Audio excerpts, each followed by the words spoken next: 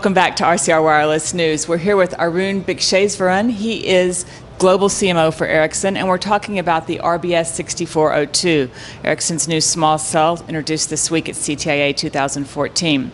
Arun, you were telling us about the number of concurrent supported users in LTE. Can we get back to that? Absolutely. So 128 simultaneous users on LTE, 64 on HSPA mode. So it is a very robust system in terms of handling capacity in an indoor environment. Now, how does that compare to how many radio dot can support? So the radio dot is really dependent on the number of different radio heads that you can, and the geography that you can cover, and the indoor radio unit. So it is not really an apple-to-apple comparison. This is a self-contained node that has everything that you need. The radio dot is an extensible system, so you can deploy multiple radio heads in that configuration. So it's slightly different in terms of how they are deployed. Okay, great. And can you talk a little bit about that deployment and the steps that are eliminated here that people would take for deploying the radio dot with the cables? Absolutely. So in a radio dot system, what you would do is you would put an indoor radio unit in a telco closet, in a closet somewhere, and that indoor radio unit is then connecting via Ethernet cable to multiple dot radios that you would deploy, inside a building. So those tend to be point-to-point connections that run from the IRU to the remote radio heads. Or the dot radios. In the case of 6402, all you need is one Ethernet cable, and it supplies power and backhaul, and you're up and running in 10 minutes, because as soon as you plug in the cable, the 6402 does a self-discovery and talks back to the macro network and all the infrastructure components there, configures itself, and it's up and running in 10 minutes. So it is a completely different unit because it is all self-contained and there is not many distributed components. So it requires just one Ethernet cable that goes into the base station. All right.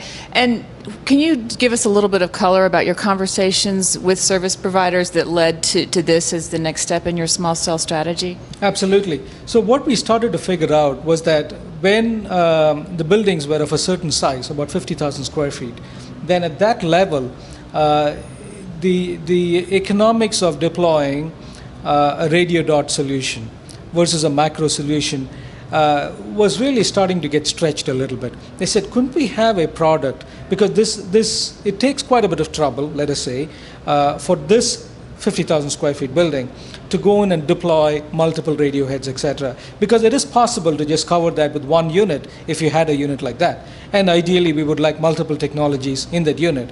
And that kind of a product was very doable from our background where we were coming from, because we had good technology development for LTE, and we were able to create a multi-mode base station, and that is why we chose to do this thing, because for that kind of a size of building, and it presents enough of a market opportunity. There are some 10 million buildings around the world, so it's a sizable market opportunity out there.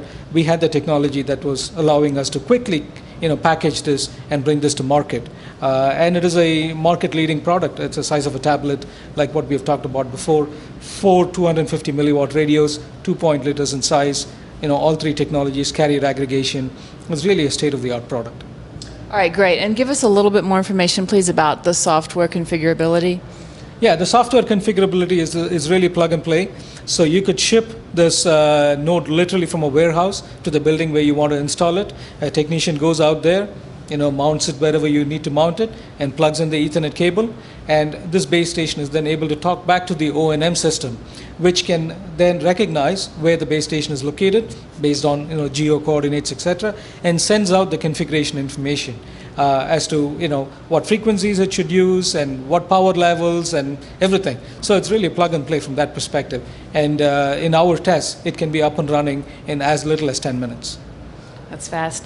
So you have explained how it integrates seamlessly with the macro network, and in some cases that can even be another vendor's macro network if it's LTE.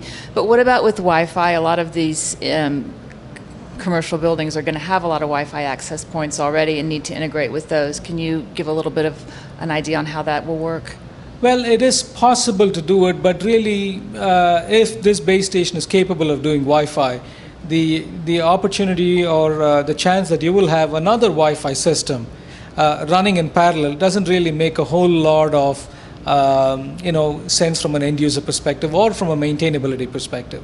So more than likely what you would probably do is to deploy this system and turn down that other Wi-Fi system. That's really what makes most sense. However, if you need for it to coexist, then of course you can choose different bands on which that Wi-Fi system is working, depending on how old or new it is.